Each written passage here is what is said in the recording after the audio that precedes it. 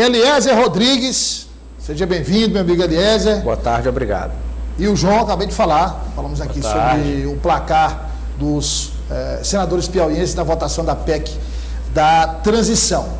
Né? Antes de começar o jornal, se foi uma curiosidade assim, o que você já escutou que está fazendo exatamente nesse momento, Tássio Cruz?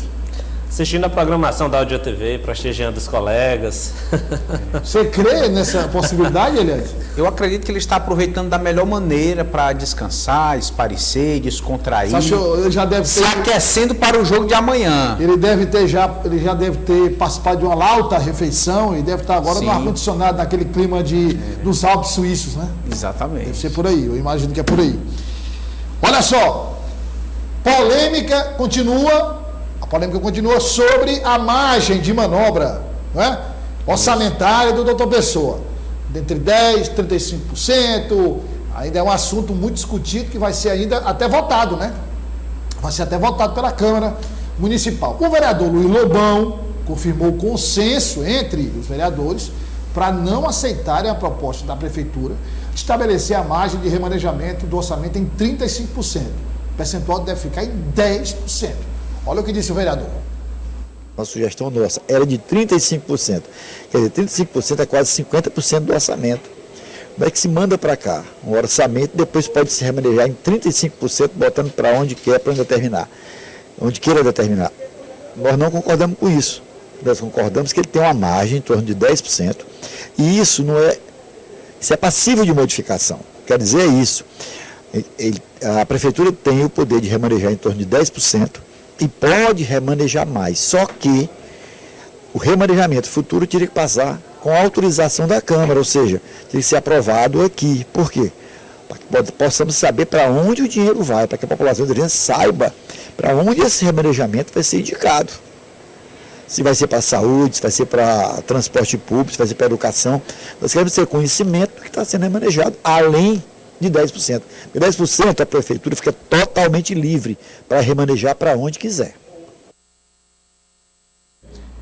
Vou começar com ele. Aliás, há o consenso entre os vereadores, a maioria. Exatamente. Segundo o vereador Luiz Lobão, já há o entendimento consensuado acerca deste ponto. Destacar, Douglas, que em toda a história, nunca um prefeito precisou remanejar mais do que 12%. 12. Historicamente, nunca foi necessário remanejar mais do que 12%. 35% representa um descontrole, uma falta de planejamento total. Considerando a perspectiva de 4 bilhões e 500 milhões em orçamento, 35% dá quase 1,6 bi. Ou seja, é muito recurso para não ser delimitado ou melhor acompanhado pelos órgãos fiscalizadores. Então, neste ponto, os vereadores vão se impor perante a proposta da Prefeitura. Agora, João Magalhães, o vereador Luiz Lobão tem razão nesse raciocínio, né? Porque, por exemplo, você tem um tempo considerável para elaborar o orçamento. Um ano. Você elabora o orçamento, olhar item por item, dado por dado e tal. Estabelecer valores. Aí você manda o orçamento para a Câmara Municipal. E ainda tem uma margem de remanejamento de 35%. Esse orçamento não foi bem feito. Mais de um terço, né? Mais de um terço? Douglas, desvalorizar, inclusive, o papel do parlamento. E aí eu acho que essa proposta é interessante. 10% livre, qualquer remanejamento acima de 10% com autorização da Câmara. Eu concordo, até porque a proposta, como vinha do Palácio da Cidade, desvaloriza até o trabalho dos parlamentares. Claro. Se não precisa dos vereadores para estar remanejando o orçamento, então para que manda o documento lá para a Câmara Municipal para que ele passe lá por discussões? Como bem disse o Eliezer, de 4,5 bilhões, deixar 1,5 bilhão à disposição da Prefeitura para remanejar como quiser, é dizer para os vereadores, olha, a gente até encaminha por obrigação, mas depois a gente faz aqui do jeito que a gente quer. Portanto, desvaloriza e diminui o papel do parlamento, que tem, na sua essência, a sua função de fiscalizar. A Luiz Lobão acerta quando diz que deixa-se lá uma margem para que a Prefeitura tenha condições, porque a gente sabe que há necessidade, obviamente, de imprevistos, de gastos emergenciais, são aquelas situações que é natural que ocorra, e aí a Prefeitura, 10% corresponde a 450 milhões de reais, ou seja, é muito dinheiro mesmo assim, para que a Prefeitura remaneje da forma que quer. Então, Ultrapassando essa marca, é necessário que o Poder Executivo peça permissão para os vereadores, até para que os parlamentares tenham as condições de fiscalizar, de saber se realmente há essa necessidade. Imagina se deixa o prefeito livre para remanejar 1,5 bilhão e ele começa a repassar recursos para áreas que não são efetivamente de prestação de serviço público à população. É algo que pode ocorrer se facilitar demais. Então, eu acredito que está cumprindo seu papel os parlamentares na medida em que fiscalizam a peça orçamentária e garantem à prefeitura as condições de remanejar apenas aquilo que é necessário, ultrapassando os 10%, tendo que pedir autorização.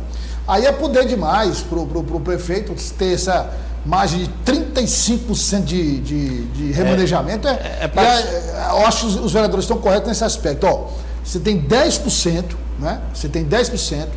E aí, se precisar de mais, manda um projeto aqui para a Câmara.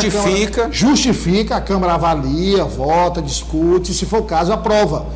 Mas 10%, 450 milhões é muito dinheiro. De fato, era uma margem até absurda. porque a gestão atual tem se notabilizado em fazer reformas administrativas 3, 4 por ano. Imagina-se que lá em abril o doutor Pessoa quer fazer outra reforma, criar mais secretarias e aí coloca esses recursos para serem destinados para a gestão de alguém que às vezes não é político, não tem ali uma boa capacidade de gestão. E essas reformas é um passo para frente e um para trás. Para frente e para trás é a mesma coisa, não tem muita... Então, realmente, tem que apertar o cinto, apertar o cerco em relação a como o recurso está sendo gasto e não deixar que o prefeito faça o que bem entender. Meus amigos, tem aí já quem vai ocupar interinamente a Fundação Municipal de Saúde, né? Enfermeira Clara Leal. Clara Leal, interinamente. Aí surgiram alguns nomes. Um deles foi do doutor Paulo Márcio, cardiologista, renomado, competentíssimo. Experiente, diretor do Hospital Universitário do Piauí. Reestruturou o HU. Reestruturou o HU, vem fazendo um trabalho excelente no HU e em todas as áreas, mas ele fez também um trabalho importantíssimo durante o período da pandemia. Não é? Dá para colocar a foto aí do doutor Paulo Márcio? Já está ele com o doutor Pessoa. Está na tela, né? Isso. Foi muito bem. Aí ele foi convidado. O doutor Paulo Márcio, que não é menino, sabe da bomba e sabe que o doutor Pessoa, ele não tem estabilidade, cumpre prazo. Né? Ele não cumpre os prazos que ele mesmo estabelece, nem ele mesmo cumpre os prazos dele mesmo. Disse, não senhor, muito obrigado, agradeço o convite, né? Fica para a próxima, não é, Elias? Pula fora dessa barca furada, viu? Com certeza, e nenhum gestor quer responder por interferências externas. Cada gestor, quando assume um posto como esse, quer responder pelos seus atos, claro, pelas medidas que foram tomadas por conta própria. A partir do momento que tem interferência da primeira-dama, de vereadores, simplesmente... Por que ela não assume mesmo a primeira-dama, hein? Não podia assumir lá. Já que quer mandar...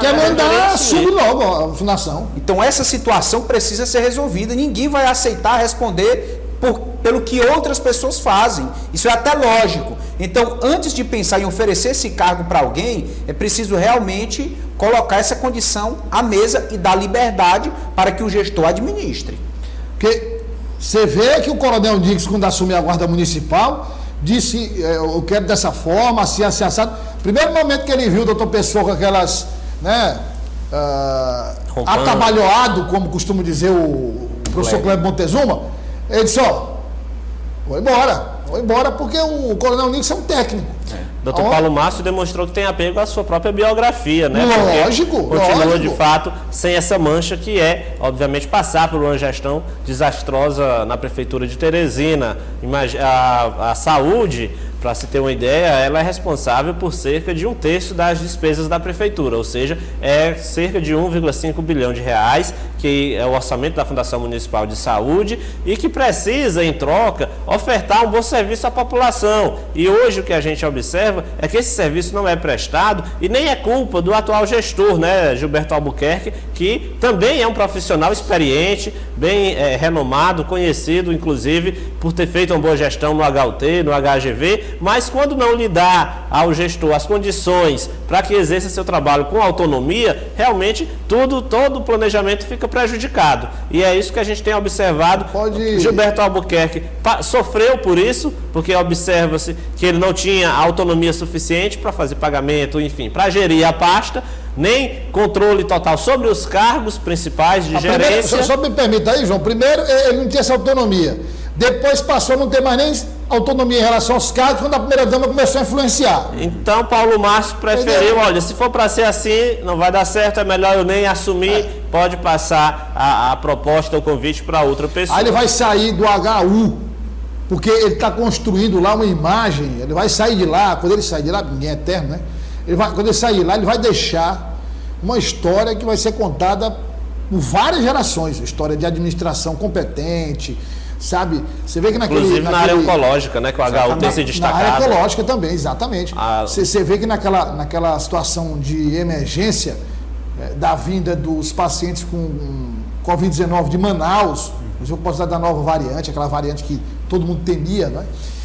Você vê que o HU dá todo aquele apoio, recuperou todos os pacientes, parece que, acho que um morreu, né, só, porque já vinha no estado muito grave, mas todos, quase todos, 95%, se recuperaram, voltaram para Manaus, tinha um que era piauiense, ficou por aqui, mas os outros voltaram recuperados. Até pouco tempo atrás, Douglas, quando se falava em oncologia no Piauí, todo mundo só lembrava do São Marcos, né, do Hospital São Marcos. Tem um HU e hoje também. o HU também presta esse serviço. Então, de fato, é inclusive uma demanda, uma reivindicação da própria universidade, que esses serviços e esses investimentos sejam ampliados. Há uma perspectiva positiva também no que diz respeito ao próximo governo federal, de que se, pelo menos, aumente a quantidade de recursos nessas áreas dos hospitais universitários. Então, de fato, Paulo Márcio, acredito que tentou planejar ali a médio e longo prazo e não viu na prefeitura o apoio necessário para desenvolver um bom trabalho, que é preocupante, porque se ele não aceitou, caso algum novo profissional vá aceitar, a gente vai entender que ele está aceitando, mas dentro das condições que já estão lá estipuladas. O profissional do naipe, de Paulo Márcio, do gabarito, não aceitando, já complica para os outros também que tem nível, certo? O Paulo Márcio não aceitou, né? Vamos acompanhar aí o deputado Gessivaldo Isaías, não é? Falando sobre o futuro político dele, para aquele, né, Eliezer? Como é que vai ser? Porque ele não foi. Alternativas possíveis. Ele não foi eleito, aliás, não foi reeleito. Vamos ouvir o que ele disse. Eu sempre digo que sou uma pessoa que eu creio em Deus e assim, eu gosto de estar baseado naquilo que a palavra dele diz. Então a Bíblia, ela diz que tudo tem sua hora. Eu até falei ontem aqui que até o dia 31 de janeiro eu estou aqui no mandato que foi me concedido por 4 anos.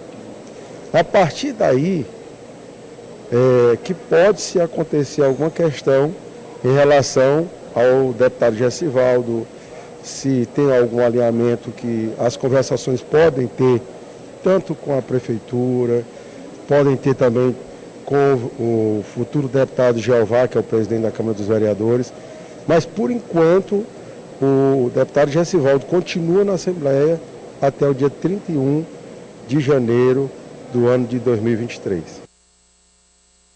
Eliezer Rodrigues, o que é que se desenha para o futuro político de Gessivaldo Isaías? Nos bastidores, algumas alternativas são especuladas, Douglas. Por exemplo, Jeová Alencar assumiria naturalmente como deputado estadual eleito, se licenciaria para um cargo de primeiro escalão na prefeitura, assim Gessivaldo Isaías seria convocado como suplente. Ele quer deixar lá a Assembleia para um cargo de primeiro escalão? Teria que ser um cargo com um orçamento bem atrativo. Pomposo, viu? Exatamente. Saúde ou educação. Ou uma SAAD talvez não fosse suficiente. Não. Né? Ele já tem uma SAAD. Exatamente. Outra alternativa seria o próprio Gessivaldo ser convidado diretamente para um cargo na prefeitura, já que ele deve ser o presidente municipal do Republicanos, que até o momento ainda é o partido do prefeito. João Magalhães, não deve fugir do que o Eliezer disse, né? Não tem muita alternativa também, né? Não, vai, obviamente, também, nesse momento, trocar o palanque pelo altar. É bom lembrar que Gessivaldo é pastor lá da Igreja Universal, onde nunca abandonou as atividades, obviamente, mas acredito que na política não tem como fugir. Republicanos continua sendo partido de Doutor Pessoa. Eu acredito que ele está mais próximo de ser, entre aspas, ajeitado na Prefeitura de Teresina do que no governo do Estado, já que Rafael Fonteles não tem dado, assim, uma certa sinais... Ele apoiou civilmente. Exatamente, dado sinais de uma reabertura para esse grupo político. Amanhã tem comando geral? Tem, com Pois certeza. Põe na tela aí, meu 6 filho. horas da Amanhã. manhã e 6 horas da manhã na FM, o dia a partir das 7, também na Udia TV, Comando Geral. Na trincheira. Da informação. 6 horas, pode esperar, meu amigo. Pode esperar que o negócio começa, os tambores começam a rufar às 6 horas e a partir das 7 também na TV O Dia, e também amanhã tem o nosso jornal O Dia News. Um grande abraço, muito obrigado pela audiência, obrigado Elias, obrigado João, e a você que nos acompanhou desde o início, que chegou depois, a audiência rotativa, não tem problema, o importante é saber que você passou, pelo menos aqui pelo jornal O Dia News. Fique com Deus, um grande abraço. Boa tarde. E até amanhã.